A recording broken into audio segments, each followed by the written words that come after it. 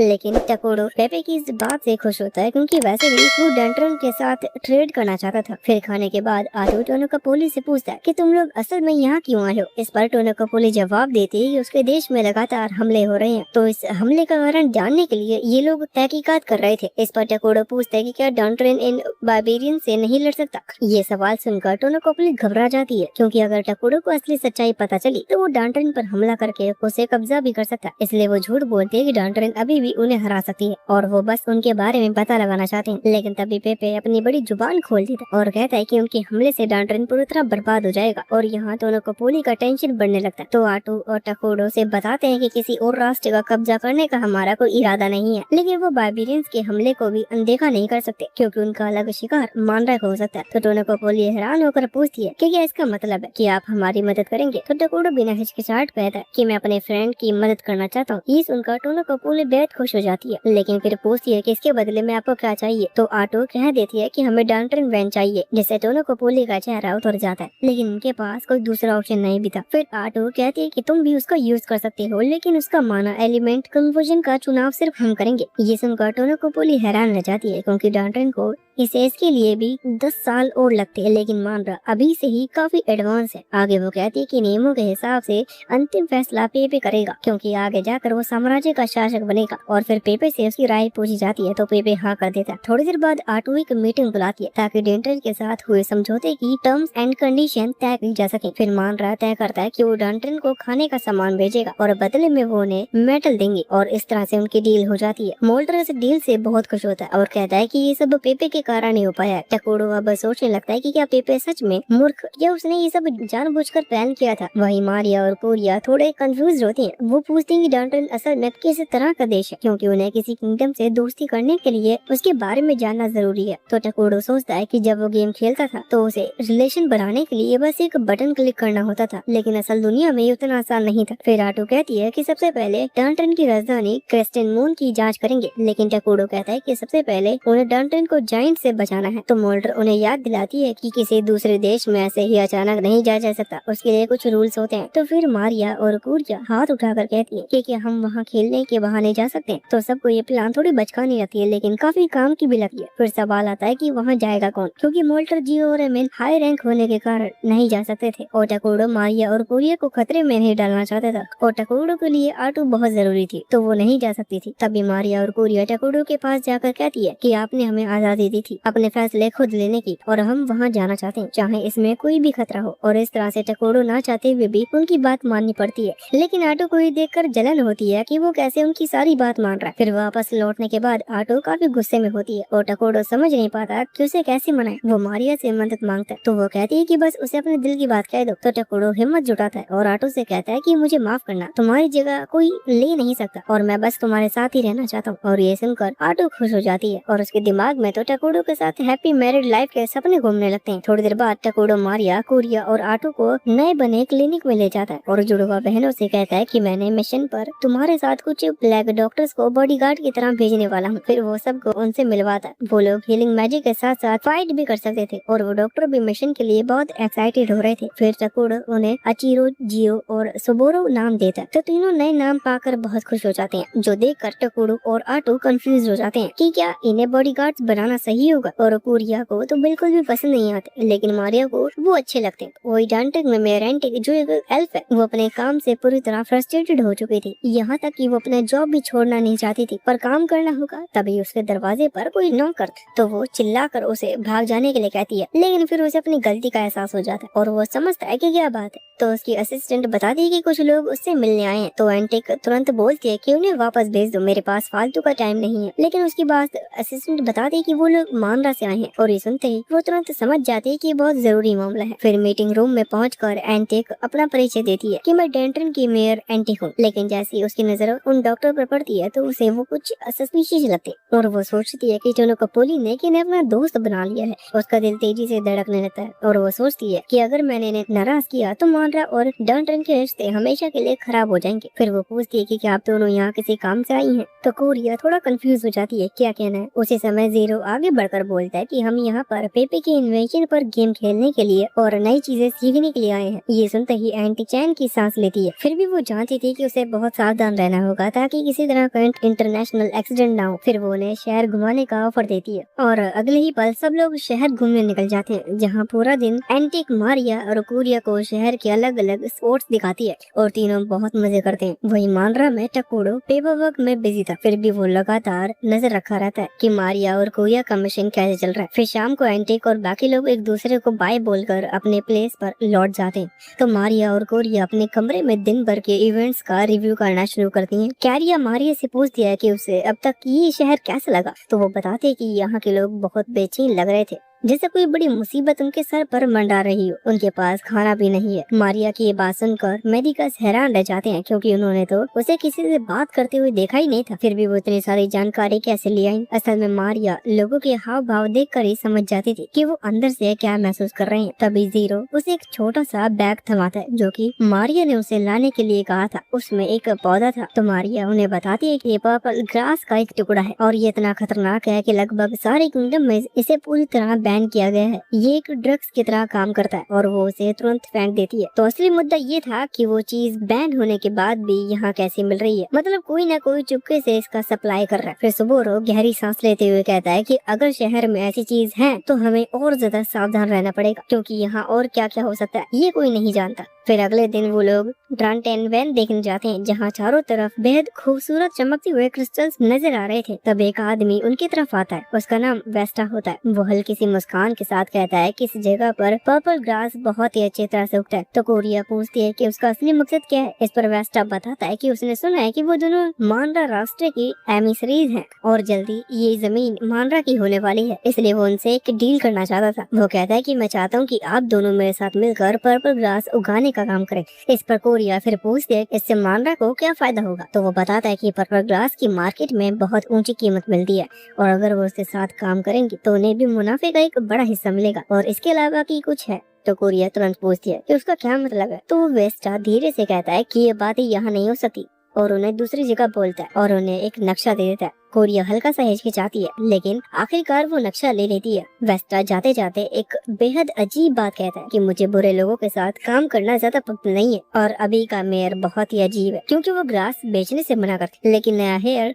जरूर मेरे साथ देगा। फिर कुछ दिन बाद मारिया और केरिया एंटिक से दोबारा मिलते हैं, क्योंकि अब वो शहर छोड़ने वाली थी। तो वो लोग बातचीत करके एक दूसरे को गुड बाय बोलते हैं। तभी कमरे का दरवाजा अचानक खुलता है और वेस्टा दो गुंडों के साथ अंदर आ जाता है। तो एंटिक गुस्से में चिल्लाती है कि तुम्हारी हिम्मत कैसे हुई यहाँ आने की, लेकिन वेस्टा को इससे कोई फर्क नहीं पड़ता और वो कहता है कि मैं यहाँ अपना जवाब लेने आया हूँ, तुम दोनों मुझसे मिलने क्यों नहीं आए। तो मारिया पूछती है कि क्या तुम पर्पल ग्रास वाली डील की बात कर रही हो, और ये सुनते ही एंटिक का चेहरा डर से पीला पड़ जाता है। वो तुरंत सोचने लगती है कि अगर वेस्टा ने किसी तरह मानरा को अपने साथ मिला लिया तो ये शहर पूरी तरह बर्बाद हो जाएगा। तो मारिया भी एंटिक का डर समझ जाती है और उसे चिंता करने से मना करती है। फिर वो वेस्टा से कहती है कि तुम्हें अभी तक समझ जाना चाहिए था कि हमें तुम्हारे बिजनेस में कोई दिलचस्पी नहीं है। फिर कोरिया एंटिक से पूछती है कि क्या हम इससे निपट सकते हैं, क्योंकि बिना अनुमति कुछ करने पर ये एक इंटरनेशनल इंसिडेंट बन सकता है। तो एंटिक कहती है कि तुम्हें इसके साथ जो करना है कर सकती हो, इस शहर के लोगों के लिए बहुत समय से मुसीबत बना हुआ है। और ये सुनते ही मारिया और कोरिया तीनों मेडिकस को उससे निपटने का ऑर्डर दे देती है, लेकिन वेस्टा इससे बिल्कुल भी डरता नहीं, क्योंकि उसके हाथ में एक सायरन था जिसके अंदर पर्पल फ्लावर ड्रग भरा हुआ था और कोई भी इंसान बस एक डोज से ही पूरी तरह से ड्रग एडिक्ट में बदल सकता था।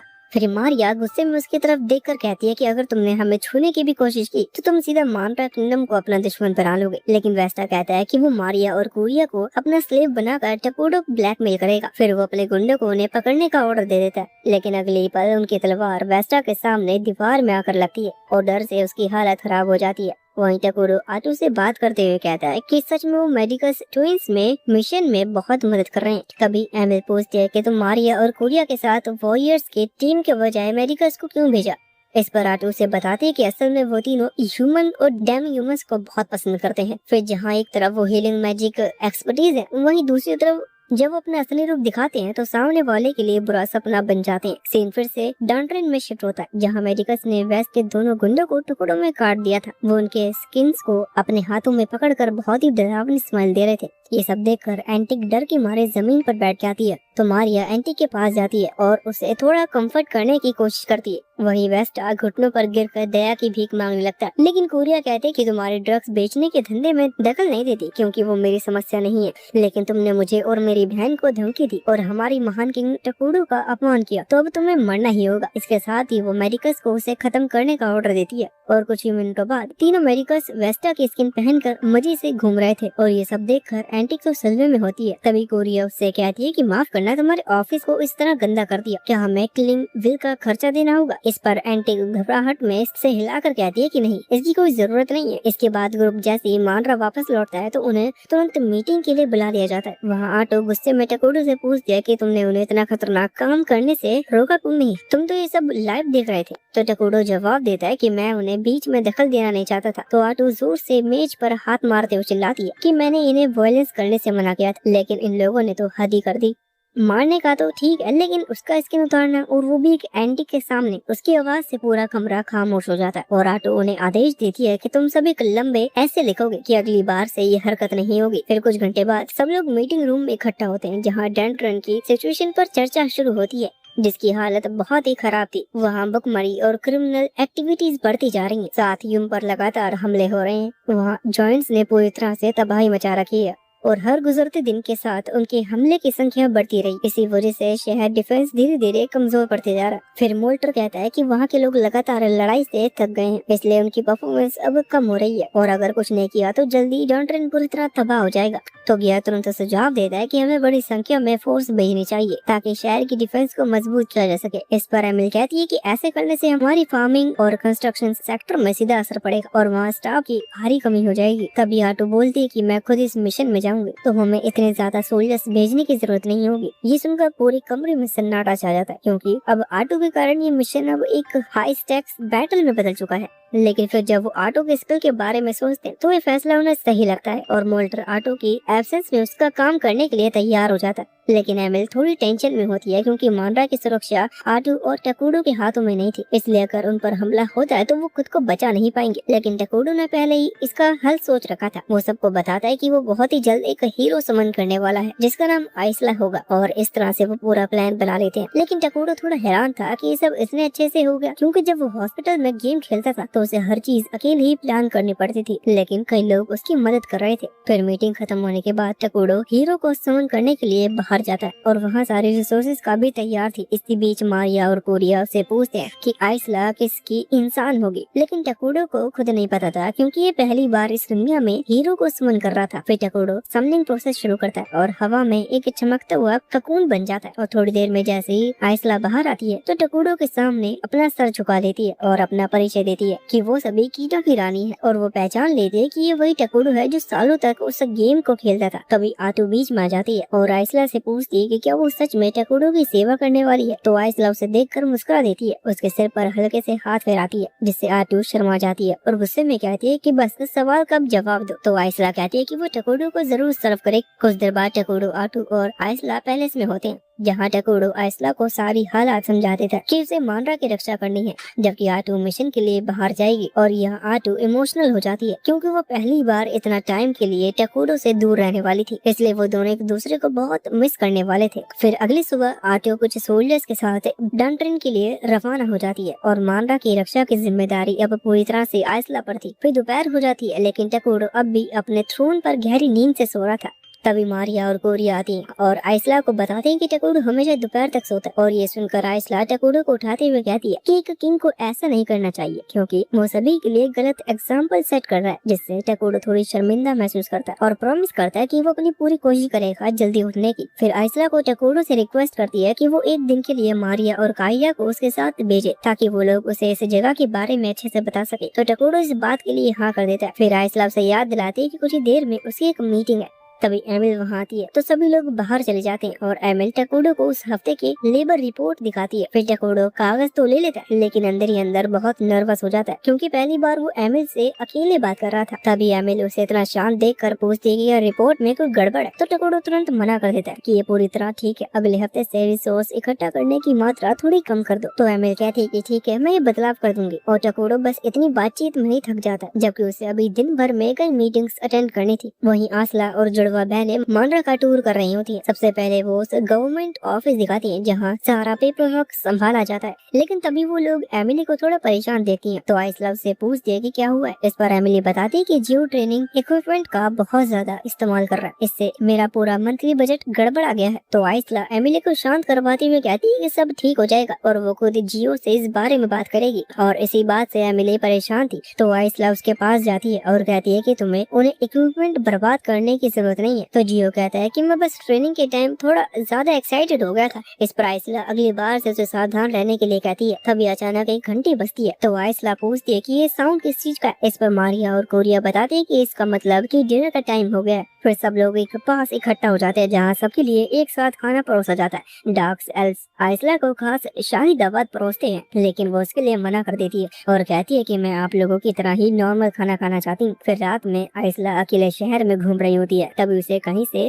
रोने की आवाज सुनाई देती है और जब वो वहाँ जाती है तो ये देखकर चौंक जाती है कि मारिया और कारिया कोने में दुब कर रो रही हैं। आइसला उनसे पूछता है कि क्या हुआ है। तो दोनों बताते हैं कि सपने में हमारी माँ आई थी। हालांकि जब से हम टकोरो से मिले हैं ऐसे ड्रीम्स बहुत कम आते हैं। ये जानकर आइसला को उनकी चिंता होने लगती है और वो कहती है कि आज रात मैं यही रहूंगी। जो सुनकर दोनों बहनें बहुत अच्छा फील करती हैं। अगली सुबह आइसला टकोरा से मिलने जाती है। वो दोनों डिस्कस करते हैं कि वो लोग एक लर्निंग इंस्टीट्यूट खोलेंगे। इसी दौरान आइसला टकोरो से पूछते है कि आटो वहाँ कैसी है। तो टकोरो अपनी पावर से देखता है कि आटो उस वक्त एक बहुत ही इंटरेस्टिंग सिचुएशन में फंसी हुई है। वो थोड़ा एक्साइटेड हो जाता है क्योंकि आटो के सामने दर्जनों जायंट्स पूरी स्पीड में उसकी तरफ आ रहे थे। किसी और के लिए बहुत डरावना होता, लेकिन आटो के लिए ये बस एक मामूली सी बात थी। वो बस अपने टेंटिकल्स निकालती है और कुछ ही सेकंड्स में उन सब जायंट्स के शरीर के टुकड़े टुकड़े होकर जमीन पे गिर जाते हैं। ये नजारा देखकर एंटिक हैरान के साथ साथ डर भी जाती है। तो आटो उसे थोड़ा ब्रेक लेने के लिए कहती है। इसके बाद आटो मोल्टर के पास चली जाती है। ड्रैक्टन के लोग उनके साथ बहुत ही अच्छे तरीके से पेश आ रहे थे। कुछ लोग आटो को ड्रिंक ला कर देते हैं ताकि वो रिलैक्स कर सके। मोल्टर को तो लगा था कि उसकी असली फॉर्म देखने के बाद लोग उसे डरेंगे, लेकिन हैरानी की बात थी कि ऐसा कुछ भी नहीं था। असल में जब आटो ने पहली बार अपनी असली फॉर्म दिखाई थी तो पीपा ने उसकी तुलना एक ऑक्टोपस से कर दी थी। तो अब सब लोग उसे बस एक ऑक्टोपस डैमी ह्यूमन समझते थे।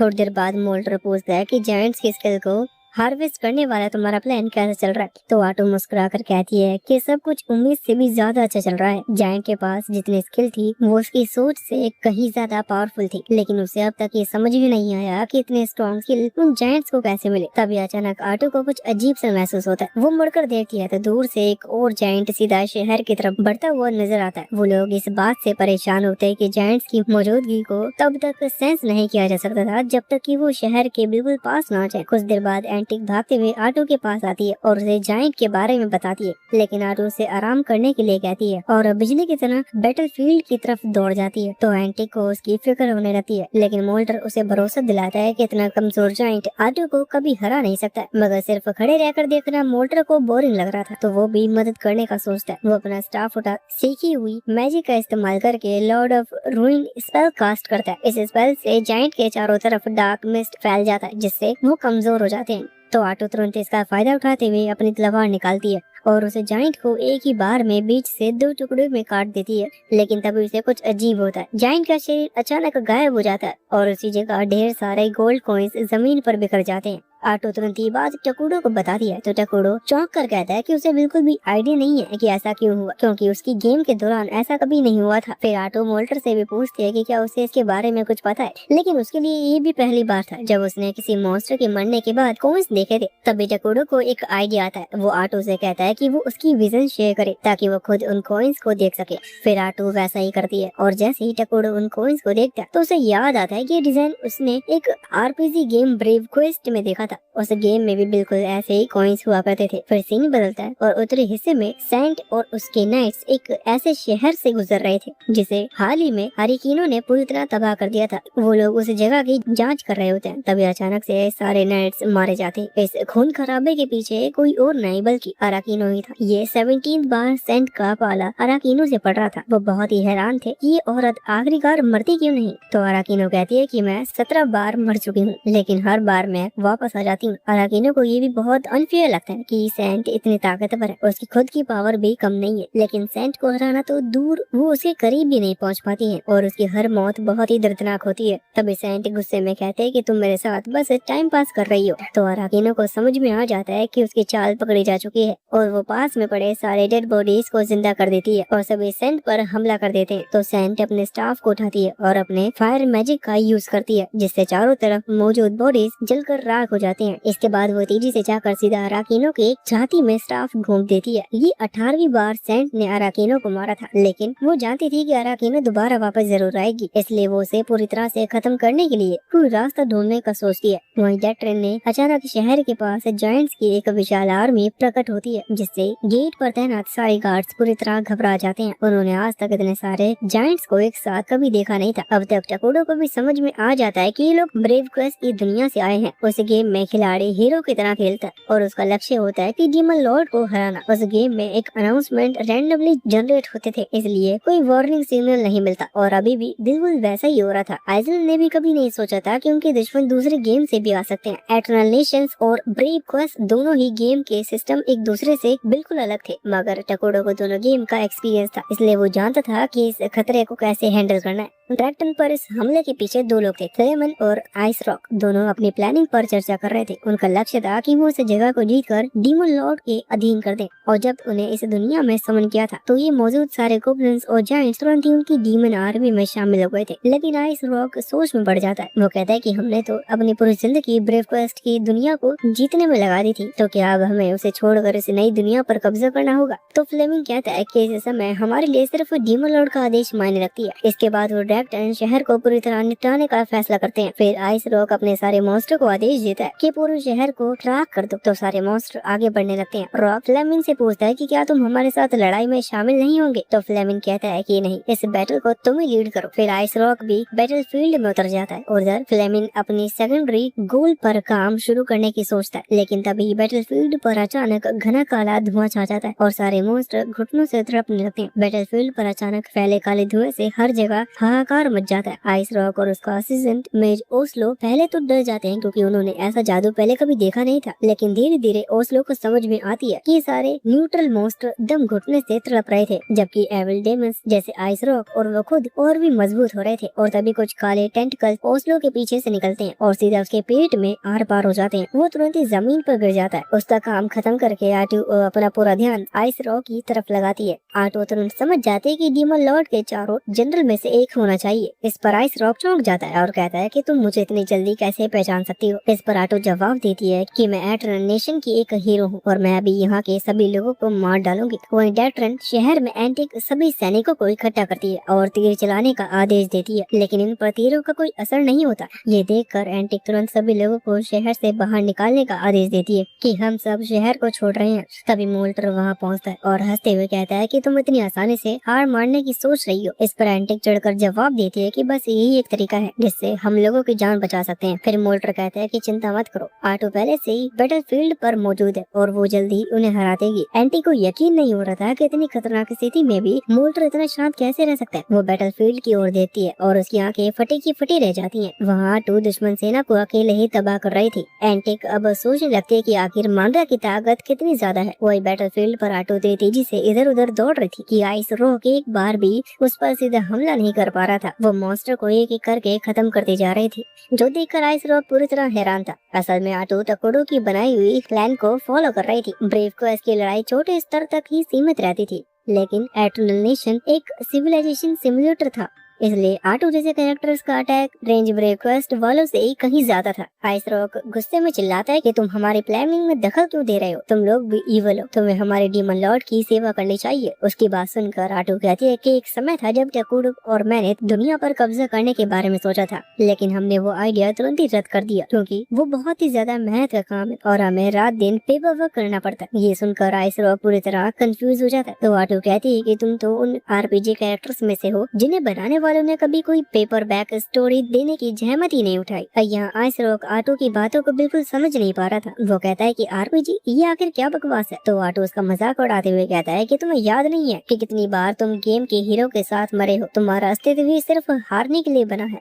वो बड़ी आसानी से आइस रॉक के सारे अटैक को डोज कर रही थी, जैसे ये बस उसके लिए एक गेम हो। वो पूरे गुस्से में उबल रहा था। आटू देखती है कि आइस रॉक अटैक की तैयारी कर रहा है, तो वो सोचती है कि ये कितना बेवकूफ है, मैं इसे बड़ी आसानी से डोज कर लूंगी। लेकिन जैसे ही वो हटने की कोशिश करती है तो पाती है कि उसके पैर जमीन में जम चुके हैं। उसने ट्रिक बिल्कुल भी एक्सपेक्ट नहीं की थी। तभी आइस रॉक अपने कुल्हाड़ी से उस पर अटैक कर देती है, जो सीधा आटू को लगती है, जिससे उसके कंधे पर काफी चोट आ जाती है, जो देखकर आइस रॉक बहुत खुश होने लगता है। और अगले ही पल आटू गुस्से में इतनी तेजी से काउंटर अटैक करती है कि आइस रॉक समझ नहीं पाता और एक झटके में मारा जाता है। उसके बाद वो तुरंत खुद को हील कर लेती है। वो अभी उसके अटैक से काफी गुस्से में होती है और आइस रॉक के स्किल को चेक करती है, क्योंकि उसने उसकी स्किल अब चुरा ली थी। वो ये देखकर चौंक जाती है कि ये उसका अटैक गारंटीड हिट था, मतलब वो चाहकर भी इसे रोक नहीं सकती थी। अब ये सब खत्म होने के बाद आटो तुरंत टकुडो को रिपोर्ट देने की कोशिश करती है, लेकिन जैसे ही वो कॉल करने लगती है उसके होश उड़ जाते हैं। वो देखती है कि मांड्रा के चारों ओर दुश्मनों की विशाल सेना इकट्ठे हो चुकी थी।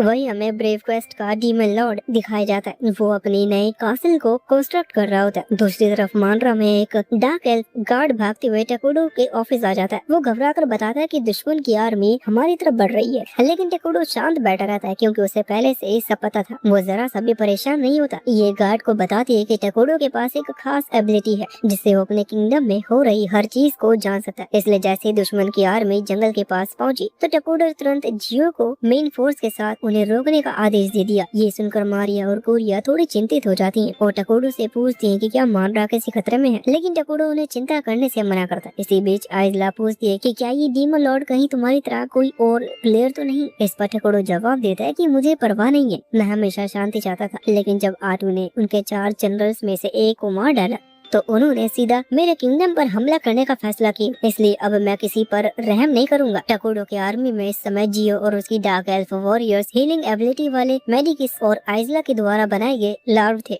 और इन सब की मदद से वो इस आर्मी को आसानी से रोक सकता था। कुछ ही देर बाद टकुडो को एमिल का मैसेज मिलता है। वो बताते हैं कि जिन सिविलियंस को लड़ाई नहीं लड़नी उन्हें सुरक्षित जगह पहुंचा दिया जाए। ये सुनकर टकुडो को राहत मिलती है। फिर जियो फ्रंट लाइन में कॉल करता है और बताता है कि हमारे सामने लगभग 1000 दुश्मन सैनिक है, जिनमें से ऑर्क्स, गॉब्लिन और कुछ अजीब तरह के क्रिएचर शामिल है। फिर टकुडो कहता है कि अभी तुम्हारा फोकस कैपिटल को प्रोटेक्ट करने के लिए होना चाहिए, लेकिन इधर टकुडो सोच में पड़ जाता है कि 1000 सैनिक ये उसकी उम्मीद से कहीं ज्यादा है। ये बैटल आसान नहीं था, लेकिन उनके पास अभी रिसोर्स का अच्छा स्टॉक था, और चूंकि टकुडो को ब्रेव क्वेस्ट की दुनिया के बारे में सब पता है, ये उसके लिए एक बड़ी एडवांटेज है। आइजला टकुडो से पूछती है कि क्या तुम इन रिसोर्सेज का इस्तेमाल नए ट्रैप्स बनाने के लिए करोगे, तो टकुडो कहता है कि नहीं, मैं ये सारे रिसोर्सेज तुम्हारे ऊपर इन्वेस्ट करूंगा। तुम्हें जितना हो सके लेवल अप करना होगा ताकि तुम नए स्किल सीख सको, फिर तुम्हारे सामने ये दुश्मन की आर्मी टिक नहीं पाएगी। आइजला टकुडो की बात सुनकर चौंक जाती है, लेकिन अब सबकी उम्मीद उसी पर टिकी हुई है। वहीं दूर जंगल में डीमन लॉर्ड अपनी आर्मी के साथ आगे बढ़ रहा होता है और टकुडो आइजला को समझाता है कि आटो की फाइट देखकर मुझे अंदाजा हो गया कि 4 जनरल्स कितने स्ट्रॉन्ग हैं, वो लोग तुम्हारे सामने टिक नहीं पाएंगे। आइजला ये सुनकर खुद पर गर्व महसूस करती है कि टकुडो उस पर इतना भरोसा कर रहा है। फिर वो तुरंत बैटल की तैयारी करने लगती है। उसके बाद जैसे ही आइजला उड़ान भरने वाली होती है तो टकुडो उसे रोकता है और कहता है, लेकिन ध्यान रहे इस आरपीजी सिस्टम में बहुत सारी अनफेयर अटैक्स होती हैं। अगर तुम जरा भी लापरवाह होती हो तो ये तुम्हारे लिए एक मुसीबत बन सकती है। आइजला को याद आता है कि आटो के साथ भी कुछ ऐसा ही हुआ था। वो उसे हिलाकर वादा करती है कि मैं बहुत सावधान रहूंगी। इसके बाद वो ट्विंस और सिविलियंस को अलविदा कहती है और आगे बढ़ जाती है।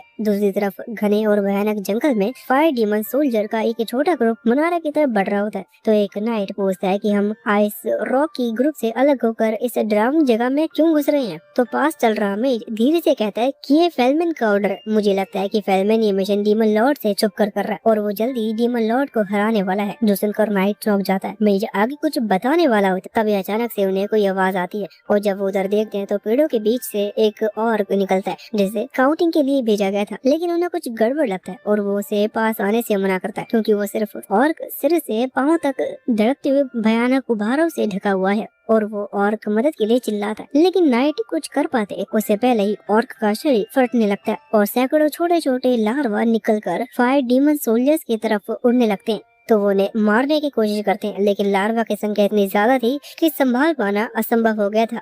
आखिरकार मेज उन्हें पीछे हटने का ऑर्डर देता है और सोल्जर्स घबरा कर भागने लगते हैं। लेकिन तभी जंगल में खतरनाक आवाज गूंजती है और सारे सोल्जर्स रुक जाते हैं। उनके चेहरे पर खौफ साफ साफ नजर आ रहा था। नाइट और वेज डरते हुए चिल्लाते हैं, जो भी हो सामने आ जाओ। और अगले ही पल पेड़ों के बीच से आइजला निकलती है और कहती है कि अगर तुम खुद को अंधकार की ताकत कहते हो तो अपनी पावर दिखाओ। इसके बाद हमें सिर्फ चीजें सुनाई देती है और कुछ मिनट बाद वहाँ सिर्फ डेड बॉडीज पड़ी होती हैं। तभी आइजला को एक बेहद ताकतवर प्रेजेंस महसूस होता है। वो मुड़कर देखती है और सामने फ्लेमिंग खड़ा होता है। वो कहता है कि मैं डीमन लॉर्ड के 4 जनरल्स में से एक हूँ। जो सुनकर आइजला कहती है, तो जनरल खुद मेरे पास आ गया। अच्छा है, अब मुझे तुम्हें ढूंढने का झंझट नहीं पालना पड़ेगा। फ्लेमिंग थोड़ा हैरान होता है कि उसे पहले से पता था कि वो यहाँ है। आगे आइजला कहती है कि जैसे ही मैं तुम्हें खत्म कर दूंगी बाकी सेना खुद ही भाग जाएगी, ठीक वैसे जैसे आइस रॉक के साथ हुआ। उसकी बात सुनकर फ्लेमिंग पहले तो चौंकता है कि आइस रॉक हार चुका है। फिर हंसकर कहता है कि वैसे भी वो सबसे कमजोर जनरल था और मैं उससे कई गुना ज्यादा पावरफुल हूँ। ये सुनकर आइजला उस पर हंसने लगती है और कहती है कि क्या तुम्हें लगता है कि तुम जीत सकते हो। अब फ्लेमिंग गुस्से में आ जाता है और कहता है कि तुम्हें खत्म करने के बाद मैं तुम्हारे उस स्टूपिड किंग टकुडो का भी वही हाल करूंगा। अभी बात सुनते ही आइजला गुस्से में आ जाती है और तभी फ्लेमिंग भी उस पर अटैक कर देता है। दूसरी ओर मांड्रा के ट्विंस टकुडो के ऑफिस के पहरा दे रही होती है और टकुडो अपनी पावर का इस्तेमाल करके बैटलफील्ड की सिचुएशन को एनालाइज कर रहा होता है। वो देखता है कि आइजला और फ्लेमिंग की फाइट शुरू हो चुकी है, लेकिन उसे पूरा भरोसा था कि आइजला ही जीतेगी। वही साउथ साइड पर जियो और डार्क एल्फ वॉरियर्स ने कैपिटल के चारों ओर डिफेंसिव फॉर्मेशन बना दिया होता है। एमिल बाकी लोगों को सुरक्षित जगह पर शिफ्ट कर रही थी। सब कुछ प्लान के हिसाब से चल रहा था, लेकिन फिर भी टकुडो को कुछ ठीक नहीं लग रहा था। मारिया पूछती है कि आप परेशान क्यों लग रहे हैं, तो टकुडो कहता है कि पता नहीं, लेकिन लग रहा है कि कुछ तो बहुत गलत होने वाला है। सैन फिर से फ्लेमिंग और आइजला की लड़ाई पर जाती है। फ्लेमिंग हैरान था कि इस वर्ल्ड के मॉन्स्टर इतने स्ट्रॉन्ग हो सकते हैं। इसके बाद आइजला गुस्से में सैकड़ों लार्वा को फ्लेमिंग की तरफ भेज देती है, जो उसके पूरे शरीर से चिपक जाते हैं। लेकिन फ्लेमिंग अपनी फायर मैजिक का इस्तेमाल करके उन्हें जलाकर राख कर देता है। उसके बाद वो अभी अपनी पावर से कई मिनियंस को समन करता है, जो देखकर आइजला हैरान रह जाती है। फिर फ्लेमिंग उस पर फायर बॉल से अटैक करना शुरू कर देता है, जिसे आइजला अपने लार्वा से ब्लॉक करती है। उसके बाद वो अपने मिनियंस को अटैक करने के लिए भेजता है, तो आइजला उन सबको पैरासाइट से इन्फेक्ट कर देती है और फ्लेमिंग को पीछे हटने के लिए कहती है। फिर वो पूछती है कि उसने ड्रैक्टन के बजाय मनारा पर अटैक क्यों किया, तो फ्लेमिंग कहता है कि ये तुम्हें पहले से पता होना चाहिए था और पूछता है कि तुम हो कौन। इस पर आइजला बताती है कि मैं मांड्रा की एक हीरो और टकुडो की लॉयल सर्वेंट। फ्लेमिंग ये सुनकर हैरान रह जाता है कि वो खुद को इतने गर्व के साथ सर्वेंट कैसे बोल सकती है, लेकिन वो कहती है कि वो अपने मन से टकुडो को सर्व कर रही है, जबकि फ्लेमिंग मजबूरी में डीमन लॉर्ड का गुलामी कर रहा है। शायद इसी तरह ये सब गेम बना हुआ है। और तभी फ्लेमिंग आइजला पर पूरी ताकत से अटैक कर देता है, जिससे आइजला भागने लगती है। लेकिन आखिरकार फ्लेमिंग का अटैक उसे लग ही जाता है और फ्लेमिंग को लगता है कि उसने जीत हासिल कर ली। लेकिन आइजला ने अपने चारों तरफ ककून बना लिया था और वो पूरी तरह से सही सलामत होती है, जो देखकर फ्लेमिंग गुस्से में पागल हो जाता है और लगातार तेजी से फायरबॉल लॉन्च करने लगता है। लेकिन आइजला बेहद आसानी से उनके बीच से निकल जाती है और आइजला तेजी से छलांग लगाकर अपनी धारदार ब्लेड से फ्लेमिंग पर गहरा अटैक करती है और फ्लेमिंग गिरते हुए अपने अतीत को याद करता है, उस रहस्यमय अस्तबु को जिसने उसे और डीमन लॉर्ड को इस दुनिया में बुलाया था। उसने वादा किया था कि अगर फ्लेमिंग इस पूरी दुनिया को नष्ट कर देगा तो उसे आजाद कर दिया जाएगा, लेकिन अब मरते हुए उसे सच्चाई का समझ आती है कि वो बस एक कठपुतली था। तभी आइजला एक और अटैक करती है और फ्लेमिंग का शरीर 2 टुकड़ों में बट जाता है। आइजला तुरंत टकुडो से संपर्क करने की कोशिश करती है और रिपोर्ट देने लगती है, लेकिन अचानक उसका कनेक्शन टूट जाता है। वो चौंक कर चारों तरफ देखने लगती है और तभी मारिया और कुरिया उसके सामने प्रकट हो जाती है। आइजला पूरी तरह हैरान रह जाती है कि ये क्या हो रहा है। वो तुरंत अपने लार्व को आदेश देती है कि वो ट्विंस की रक्षा करें, लेकिन तभी कुछ ऐसा होता है जो किसी ने सोचा भी नहीं था। फ्लेमिंग का बेजान शरीर अचानक हिलने लगता है, उसके टुकड़े वापस से जुड़ने लगते हैं।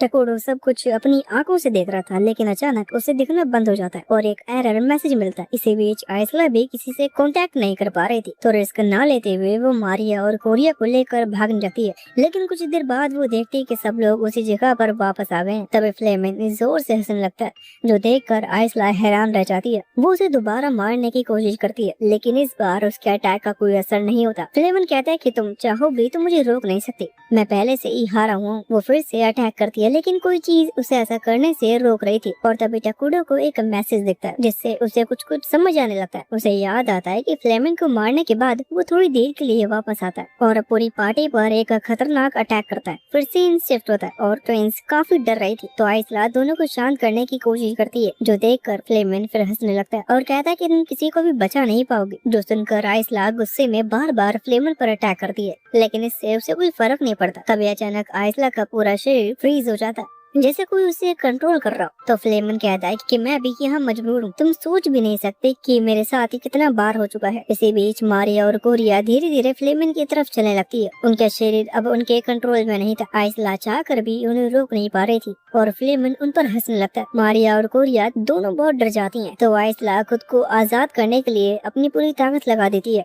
उसके हाथ पैर में खून भी निकलने लगता है, लेकिन इन सब का कोई फायदा नहीं होता। फ्लेमन आइसला को बेवकूफ कहता है क्योंकि उसे लगता है कि वो अपनी मर्जी से काम कर रही थी, जबकि असल में वो फ्लेमन और यहाँ तक कि डीमन लॉर्ड भी बस इस गेम के प्यादे हैं और उनसे हमेशा झूठ बोला गया है। उसके लिए टकोडो भी बहुत बुरा है जो अपने आसपास सबको बस टूल की तरह इस्तेमाल करता है। इसलिए वो मरने से पहले टकोडो के सबसे फेवरेट कैरेक्टर को अपने साथ ले जाएगा। इसला उसे ऐसा करने से मना करती है, लेकिन फ्लेमन कहता है कि वो भी कुछ कर नहीं सकता क्योंकि ये पहले से फिक्स है और अगले ही पल उसका शरीर ब्लास्ट हो जाता है। मारिया और कोरिया उसके बिल्कुल पास खड़ी थी, लेकिन वो इसे सलामत होती है। आइसला ने उसकी आगे आकर उन्हें बचा लिया था, लेकिन अब वो बुरी तरह से घायल हो चुकी थी। तो मारिया और कोरिया टकोडो को मदद के लिए कॉल करती है, लेकिन वो उससे कांटेक्ट नहीं कर पाती। उन्हें समझ में नहीं आ रहा था कि क्या करें।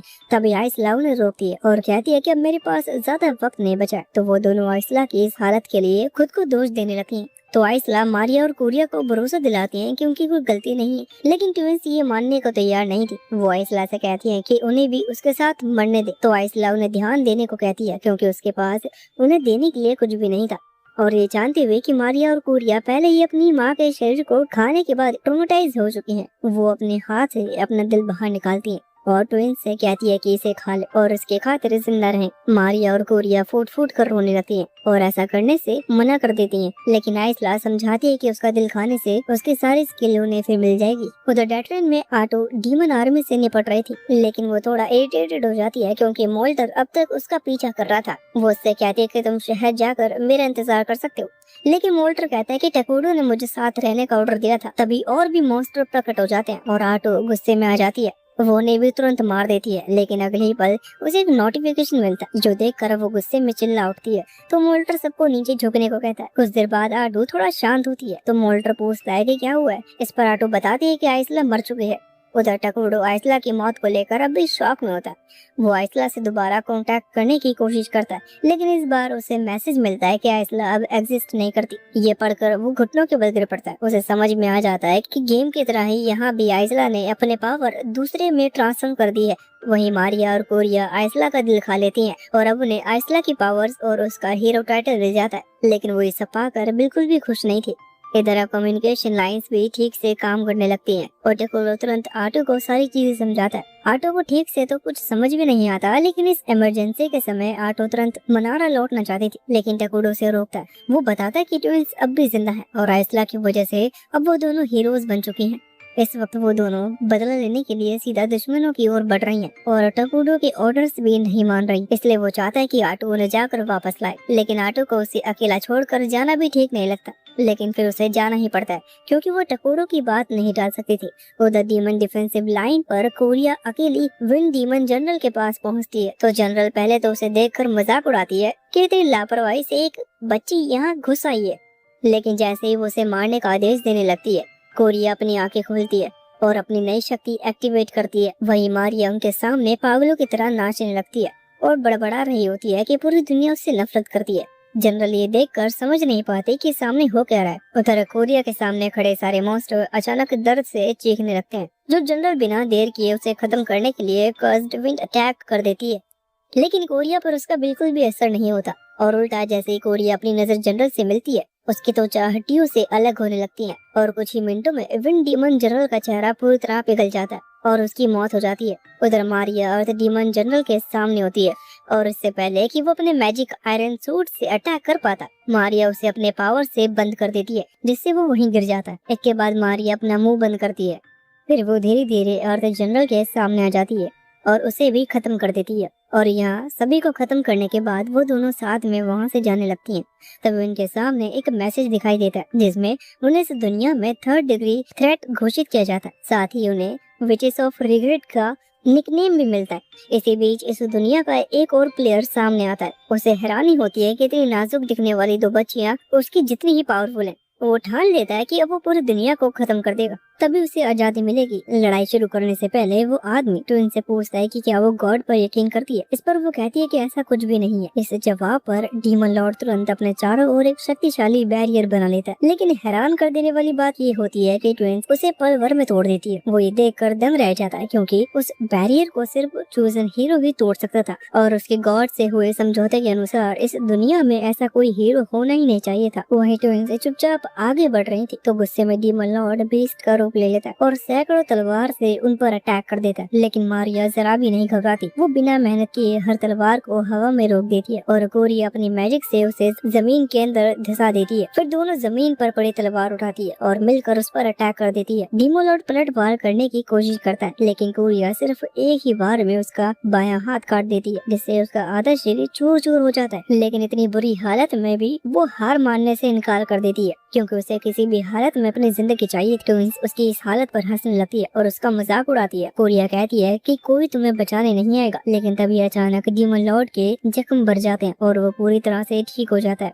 और गॉड को शुक्रिया कहता है, और तभी उसका शरीर बीच में से 2 टुकड़ों में कट जाता है। यह अटैक किसी और ने किया होता है। ट्विंस गुस्से में उसकी ओर वो पूछती कि वो उनके बीच में दखल क्यों दे रहा है, तो वो कहता है कि उसे लगा शायद उन्हें मदद की जरूरत है। तो कोरिया कहती है कि हमें मदद की जरूरत नहीं है। इस पर वो आदमी हाथ उठाकर कहता है कि उसका उनसे लड़ने का कोई इरादा नहीं है। वैसे भी वो दोनों से कभी हरा नहीं सकती है, क्योंकि उनका लेवल अभी बहुत कम है। ये सुनकर ट्विंस उसे घूरती रह जाती है। फिर वो दोनों उस पर अटैक करने जाती है, लेकिन अटैक करने से पहले ही अचानक आटू आ जाती है और उनके पैर को जमा देती है। वो उन्हें बताती है कि टकोरो चाहता है कि वो लोग वापस ले जाएं, क्योंकि उनका मिशन पूरा हो चुका है। लेकिन ट्विंस जाने से पहले मना कर देती है। लेकिन आटू साफ शब्दों में याद दिलाती है कि वो टकोरो के आदेश को मना नहीं कर सकती है। लेकिन फिर भी वो दोनों उसकी बात नहीं मानती है। उन्हें बस आइसला का बदला लेना था। ये सुनकर आटू उन्हें सबक सिखाने का डिसाइड करती है। लेकिन वो दोनों याद दिलाती है कि एक बार टकोरो ने खुद कहा था कि वो जो चाहे कर सकती है, और उसी पल उन्हें एहसास होता है कि वो टकोरो के खिलाफ नहीं जा सकते हैं, और वो अपने हथियार नीचे रख देती है। फिर वो आटू से माफी मांगती है, तो आटू भी उन्हें माफ कर देती है। फिर वो आटू से माफी मांगती है और आटू भी उन्हें माफ कर देती है। वही वो रहस्यमय आदमी भी माफी मांगता है और तुरंत गायब हो जाता है। उसे जाते हुए आटू नोटिस करती है कि वो स्कूल यूनिफॉर्म पहने हुए था, और शायद वो वही शख्स है जिस पर टकोरो को शक था। उसके बाद ट्विंस आटू से पूछती है कि क्या आइसला को दोबारा जिंदा किया जा सकता है। इस पर आटू दुखी होकर कहती है कि नामुमकिन है। ये सुनकर दोनों बहनें फूट फूट कर रो पड़ती हैं। फिर आटू टकोरो को रिपोर्ट भेजती है और बताती है कि वो वापस आ रहे हैं। तभी टकोरो को समझ आता है कि इस दुनिया में 4X स्ट्रेटजी गेम के मैकेनिक्स भी लागू हैं और दुश्मन भी अपने RPG सिस्टम का इस्तेमाल कर रहे हैं। मतलब कहीं से भी नई मुसीबत आ सकती है। दूसरी ओर वो रहस्यमय आदमी थकान के कारण घुटनों के बल गिर जाता है। आटू और ट्विंस को याद करके उसके हाथ कांप रहे होते हैं। वो उस गॉड को कोसता है जिसने उसे इस दुनिया में लाकर फंसा दिया। उसने कहा था कि 2 खूबसूरत लड़कियां खतरे में हैं और तुम्हें बस उन्हें बचाना है, लेकिन असलियत में तो ये लड़कियां राक्षसों से कम नहीं थी। तभी उसके पास एक लड़की आती है जो उसकी स्लेव होती है। वो कहती है कि गॉड ने उसे इस दुनिया में गलती से लाने के लिए माफी मांगी है, लेकिन उस लड़की का मानना था कि ये जानबूझकर किया गया है। आखिरकार उसी गॉड की वजह से वो टगुन से टकराया और यहाँ आ गया था, और यहाँ उसे बस एक अच्छी चीज लगी, जो कि है उसकी प्यारी स्लेव। तभी अचानक से एक विशाल मॉन्स्टर उनके पीछे प्रकट होता है, लेकिन वो बंदा बड़े ही आसानी से उसे काट कर टुकड़े टुकड़े कर देता है। उसकी जबरदस्त स्ट्रेंथ उसी गॉड ने दी थी जिससे वो नफरत करता है। उसकी स्लेव उसकी ताकत देखकर दंग रह जाती है और फिर वो दोनों आगे बढ़ते हैं। इसी दौरान अराकिनो 19वीं बार जन्म लेती है और सामने खड़ी प्रीस्ट पूरी तरह हैरान रह जाती है, क्योंकि उसने उसके शरीर को पूरी तरह राख कर दिया था। यहाँ तक कि उसे शक्तिशाली मैजिक से भी सील कर दिया गया था। फिर भी वो नहीं आ रही थी, जैसे कुछ हुआ ही ना हो। लेकिन प्रीस्ट भी उसे हराने का ठान लेती है। तभी कोई कटोरे में एक डाइस डालता है और अगले ही पल प्रीस्ट घुटनों के बल गिर जाती है, जो देखकर अराकिनो हैरान रह जाती है। लेकिन फिर वो उसका मजाक उड़ाने लगती है। उसके बाद वो आसमान की ओर देती है और डाइस मास्टर को शुक्रिया कहती है।